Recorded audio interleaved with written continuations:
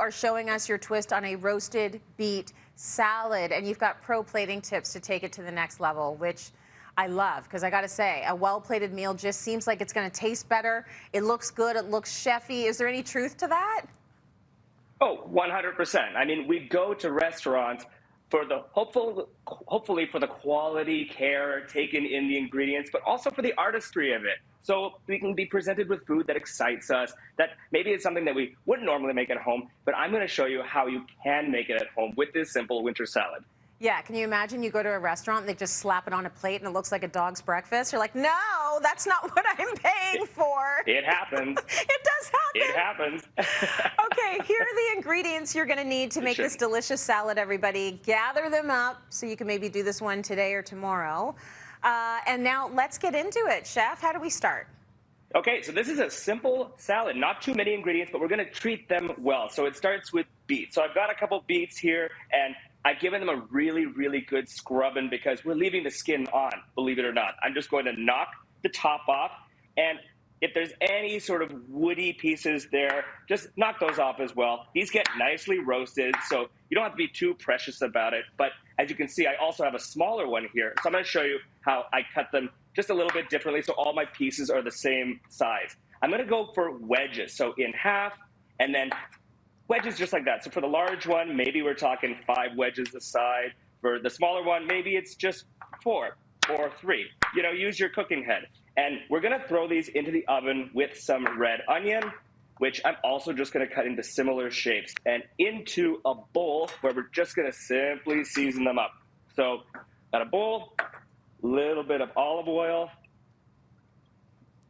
a couple tablespoons, a sprinkle of sea salt, and some fresh cracked black pepper. And that's all that's going on in these. I'm going to give them a little toss. You want everything to get coated with that oil, and then onto a prepared baking sheet, which I just have lined with a little bit of parchment paper. And we're going for a single layer here. Okay, so while you get that all going on that parchment paper, 2 things I want to say. Number 1, not even any gloves on this guy. Obviously, he's a pro. Like, it usually looks like a murder scene when you're done dealing with beets. He's like, nah, I'm over it. Secondly, Chef, it's not that bad. If I were to propose canned beets versus fresh beets, would you tell me to go away immediately? Would you say, absolutely not, Tracy, get out of my kitchen? Would you say, yeah, totally, that's an option?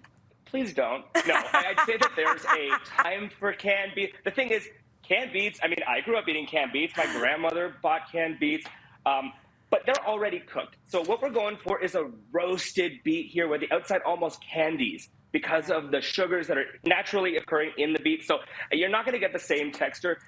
You can use canned beets in this recipe in a pinch, but try this. You'll see how easy it is. I'm going to put this into a 400-degree oven for about 30 minutes. And when they come out, just look at the color on that. They get this beautiful burgundy color. And now we're just going to whip up some gournay cheese. You could use goat cheese. You could use cream cheese, a little bit of water. I'm using a herb and garlic variety. And we're just going to give that a little bit of a whisk to cream it. And then all we have to do is plate. I love cheese and beets go hand in hand. A creamy cheese is perfect for this. And I'm going to show you a little something I call layering. This is what they'll do in restaurants. Thoughtful presentation where you layer on in the ingredients, and it all starts with a base. So in this case, it's going to be this gournay cheese.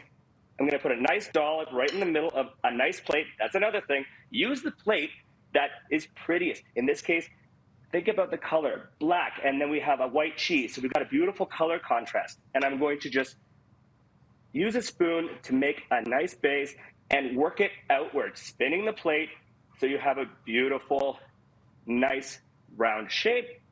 And then we're going to go on with some of our beets. So just like that, thoughtfully putting them down, but not too precious about it. You know, a little bit of randomness is also nice. Some of these roasted onions, which have a beautiful shape and a lovely color. And we're also going to add some roasted walnut halves. So a salad like this needs a little bit of crunch, a little bit of that nutty flavor and texture. So adding those. You're reminding me of when the kids were really young, Chef. I made everything into 2 eyes and a nose with a mouth. But this is slightly more elevated.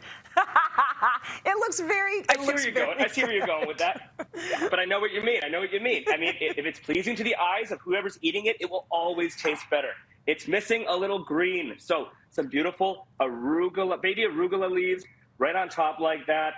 And to finish off, just a drizzle of olive oil to give everything that beautiful shine. And as you can see, not a lot of effort went into it. It's not some big secret. It's just being thoughtful with those ingredients. And we've created a winter salad that, I dare say, looks like it came from a restaurant. What do you think? Oh my gosh, it came out of Chef Paul's restaurant, aka his kitchen, which serves up the best stuff ever.